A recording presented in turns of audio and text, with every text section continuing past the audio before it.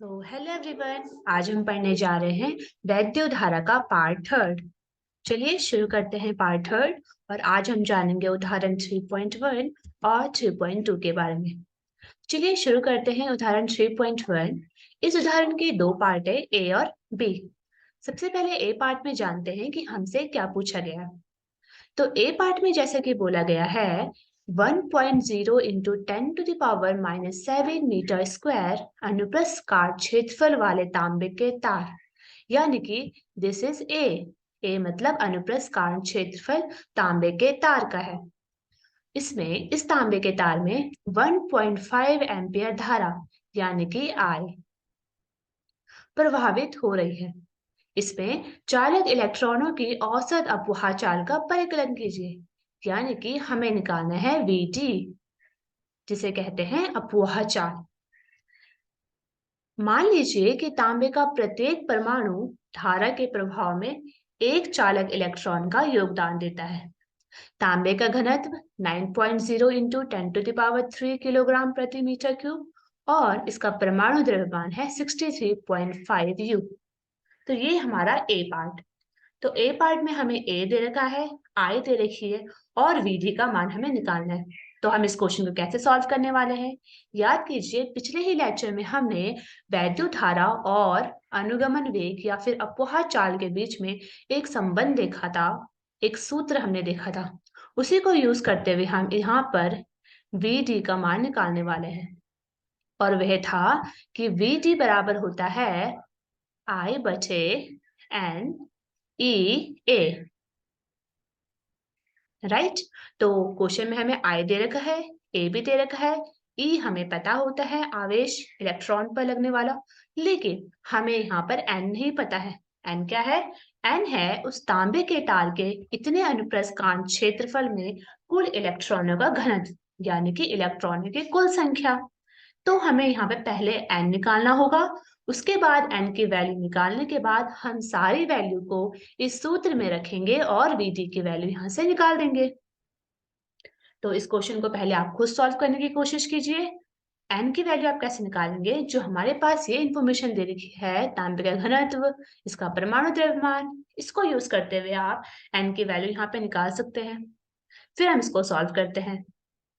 उससे पहले हम इसका बी पार्ट भी समझ लेते हैं। बी पार्ट में कहा गया है कि ऊपर निकाली गई अपवाह चाल की निम्नलिखित उदाहरणों से तुलना कीजिए। यानी कि जो हमारे इस ए पार्ट से वीडी की वैल्यू निकल कर आएगी, उसको आपको तुलना करनी है। किससे? नंबर 1, सामान्य ताप पर तांबे के परमाणुओं की तापीय चाल, यानी कि एक नॉर्मल टेम्परेचर पर आपको तांबे के जो परमाणु है उसकी तापीय चाल निकालनी है और फिर इसको कंपेयर करना है अपवाह चाल से। नंबर 2, चालक के अनुदेश वैद्युत क्षेत्र की संचरण चाल, जो अपवाह गति उत्पन्न करती है, उसको आपको निकालना है और फिर उसको भी अपवाह चाल से तुलना करनी है। चलिए शुरू करते हैं सबसे पहले इसका ए पार्ट को। ए पार्ट में हमने जैसे जाना, हम इस सूत्र को उपयोग करते हुए यहाँ पर अपवाह चाल निकालने वाले हैं। तो सबसे पहले निकालते हैं एन की वैल्यू। ये हमारे पास कुछ जो डेटा है वो गिवन है। यहाँ पे ए की वैल्यू हमें पता है, ए की वैल्यू क्वेश्चन में गिवन है और आई की वैल्यू भी पता है।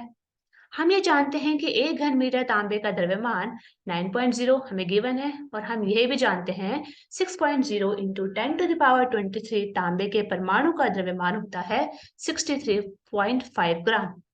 तो इसी इंफॉर्मेशन का यूज करते हुए हम निकालने वाले हैं एन की वैल्यू। तो हम कैसे निकालेंगे एन की वैल्यू? हम जानते हैं कि 6.02 इंटू 10⁻23 तांबे के परमाणु का द्रव्यमान 63.5 है, तो हमने इसको डिवाइड करा और मल्टीप्लाई कर देंगे इससे। देखिए कुछ इस तरह से। तो हमारे पास निकल के आ जाती है एन की वैल्यू, और एन की वैल्यू हमारे पास निकल कर आ चुकी है। तो अब हम यहाँ से अपवाह चाल की वैल्यू निकाल सकते हैं। तो हमने सारी वैल्यू को इस सूत्र में रख दिया है और फिर हमारे पास आ जाती है तांबे के तार में उपस्थित परमाणुओं के लिए अपवाह चाल, वो आती है 1.1 मिलीमीटर प्रति सेकेंड। ठीक है, इस तरह से ए पार्ट कंप्लीट हुआ। अब हम पढ़ते हैं इसके बी पार्ट पर। बी पार्ट का फर्स्ट पार्ट, उसमें कहा गया था कि हमें तांबे के एक परमाणु की तापीय चाल हमें निकालनी है। तो उसके लिए सूत्र होता है जो कि हम 11वीं क्लास में पढ़ते हैं, वो सूत्र होता है √kBT/m। kB यहाँ पे बोल्ट्जमान कांस्टेंट है, T यहाँ पे ताप है और m यहाँ पे द्रव्यमान है। ठीक है, ये सूत्र कैसे आया? इस सूत्र को हम 11वीं क्लास में निकालते हैं, जो कुछ इस तरह से डिराइव होके आता है। ½ mv² बराबर 3/2 kBT। इस यहाँ से जब हम इसको डिराइव करते हैं तो हमारे पास ये सूत्र आता है। जब हम इस सूत्र पर सारी वैल्यू को पुट करते हैं, kb जो कि एक नियतांक होता है, इसकी फिक्स वैल्यू होगी। T ताप हम सामान्य ताप पर निकाल रहे हैं, तो वो है 300 K। m जो कि द्रव्यमान है, तो सारी वैल्यू को हम यहाँ पे रखते हैं तो हम देखते हैं कि तांबे के लिए जो ये आएगा तापीय ऊर्जा वो आती है 2 × 10⁻²m/s। तो आप यहाँ से देख सकते हैं कि ये वाली जो वैल्यू है वो अपवाह जो चाल है इलेक्ट्रॉन की, जो अभी अभी हमने ए पार्ट में निकाली थी, उससे उसकी चाल से बहुत कम है। राइट, तो इसी तरह से हमें इसकी तुलना करनी थी। चलिए सेकंड पार्ट बढ़ते हैं, इसके बी के सेकंड पार्ट पर। सेकंड पार्ट में बोला गया था कि हमें चालक के अनुदिश गतिशील वैद्युत क्षेत्र की चाल की तुलना करनी है। तो हम जानते हैं कि ये जो चाल होती है, ये चाल किसी विद्युत चुंबकीय तरंग की चाल वो कितनी होती है? 3.0 × 10⁸ मीटर/सेकंड के बराबर होती है। तो आप खुद देख सकते हैं कि ये वाली जो चाल है वो भी अपवाह चाल से बहुत ही कम है।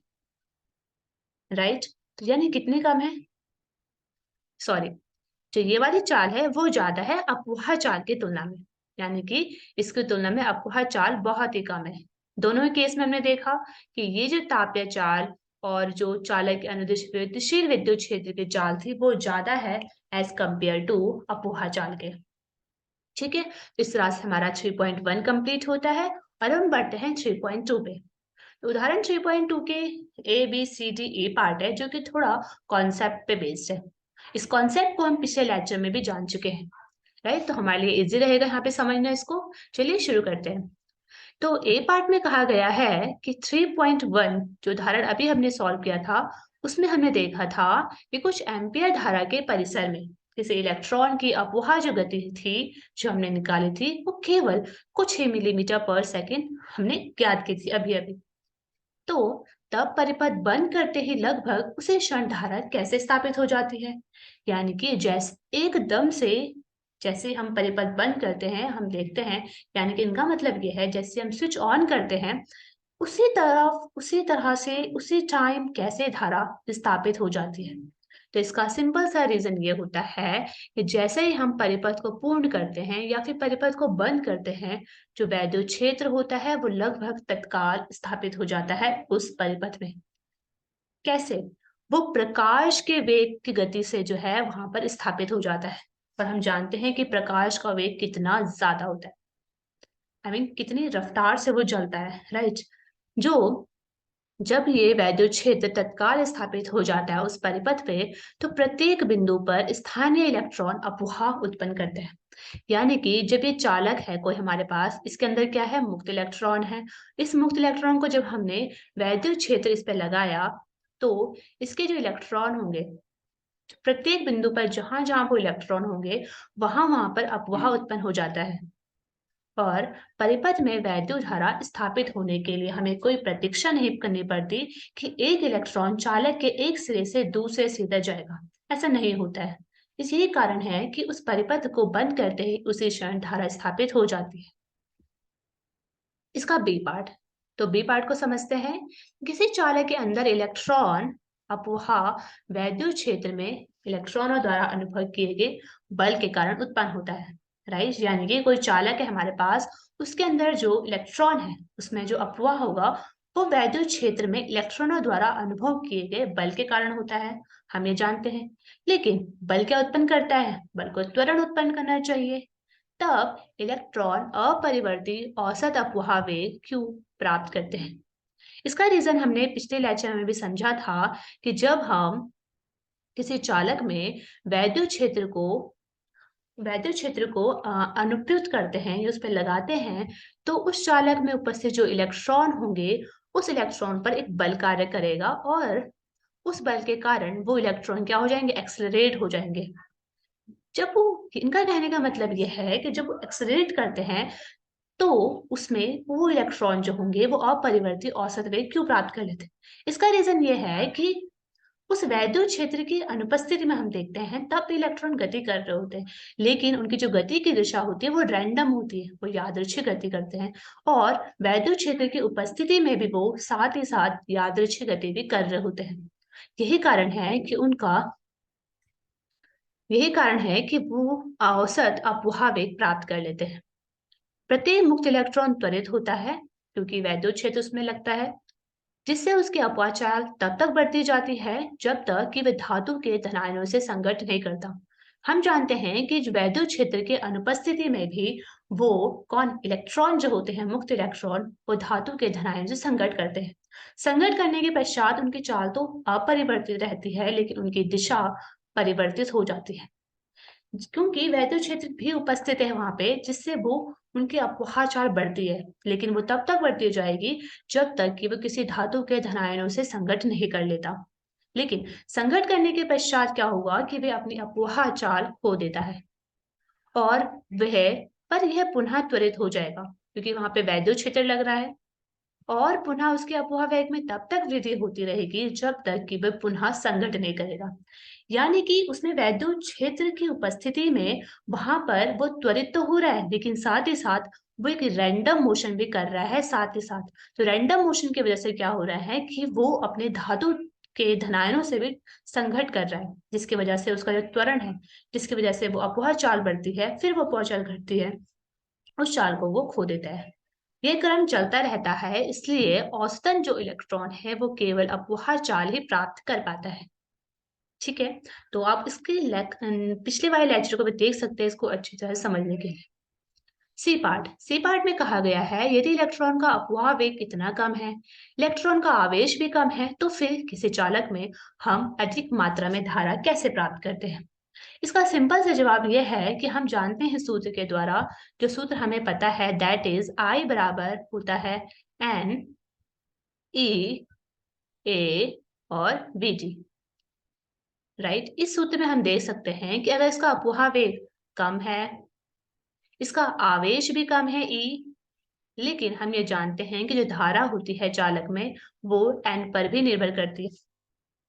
तो इसलिए क्योंकि N ज्यादा है तो इसलिए धारा भी ज्यादा हो जाती है। चालक में इलेक्ट्रॉन संख्या घनत्व दैट इज N अत्यधिक है, इसलिए वहां पे हम अधिक मात्रा में धारा प्राप्त कर पाते हैं। D part. डी पार्ट में कहा गया है जब किसी धातु में इलेक्ट्रॉन कम विभव से अधिक विभव की ओर अपवाह करते हैं, तो क्या इसका तात्पर्य यह है कि धातु में सभी मुक्त इलेक्ट्रॉन एक ही दिशा में गतिमान करते हैं। तो सोचिए इसका जवाब। इसका जवाब ये होगा, इनका कहने का मतलब है, क्वेश्चन को समझिए पहले। कोई चालक है हमारे पास और उस चालक वो चालक में जो इलेक्ट्रॉन है वो कम विभव से अधिक विभव की ओर गति कर रहे हैं। कैसे? क्योंकि वहां पे हमने एक वैद्युत क्षेत्र को आरोपित कर रखा है, तो इसके इलेक्ट्रॉन जो होंगे वो कम विभव से अधिक विभव की ओर गति कर रहे होंगे। तो क्या सभी इलेक्ट्रॉन एक ही दिशा में गति कर रहे हैं?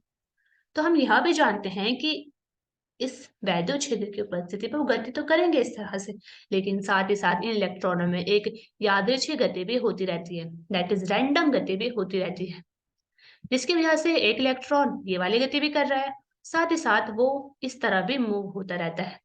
तो हम ये नहीं कह सकते कि सारे इलेक्ट्रॉन एक ही दिशा में गति कर रहे हैं, क्योंकि इलेक्ट्रॉन की अपवाह चाल इनके अत्यधिक यादृच्छिक वेग पर भी आध्यारोपित होती है। तो इसका आंसर होगा नहीं। ई पार्ट। ई पार्ट में कहा गया है क्या उत्तरोत्तर संघट हो, यानी कि जो धातु के धनायनों के साथ इलेक्ट्रॉन का संघट होता है उसके बीच इलेक्ट्रॉन का जो पथ होगा, इलेक्ट्रॉन का जो रास्ता होगा, नंबर 1 विद्युत क्षेत्र की अनुपस्थिति में और विद्युत क्षेत्र की उपस्थिति में सरल रेखीय है। बताइए। हम जानते हैं कि वैद्युत क्षेत्र की अनुपस्थिति में इसकी इसकी जो मोशन है वो किस तरह से होता है। इलेक्ट्रॉन क्योंकि धनायनों के साथ संघट करते जाते हैं तो उनका जो मोशन होता है वो कुछ इस तरह से होता है, यादृच्छिक। हम देख सकते हैं इसका पथ कैसा है, बिल्कुल स्ट्रेट है, बिल्कुल ऋजु रेखीय है। लेकिन वैद्युत क्षेत्र की उपस्थिति में वो रैंडम मोशन तो कर ही रहे होंगे, लेकिन साथ ही साथ वो कहीं न कहीं वैद्युत क्षेत्र के धन टर्मिनल की तरफ भी आकर्षित होते हैं। तो इलेक्ट्रॉन जब रैंडम मोशन करने की कोशिश करते हैं, तो कहीं न कहीं वो वैद्युत क्षेत्र इसको मोड़ लेता है अपने साइड और इसका जो पथ है, वो स्ट्रेट लाइन होकर एक कर्व शेप में बदल जाता है, यानी वक्र शेप में बदल जाता है। तो हम कह सकते हैं कि वैद्युत क्षेत्र की अनुपस्थिति में इसका पथ ऋजुरेखीय, जबकि वैद्युत क्षेत्र की उपस्थिति में इसका पथ व्यापक रूप से वक्रित होता है। ठीक है, तो इस तरह से हमने दोनों उदाहरणों को सॉल्व कर लिया है। तो आज के लिए इतना ही। नेक्स्ट लेक्चर में हम देखेंगे गतिशीलता के बारे में, ओम के नियम की सीमाएं और प्रतिरोधक के प्रकार के बारे में। So thank you.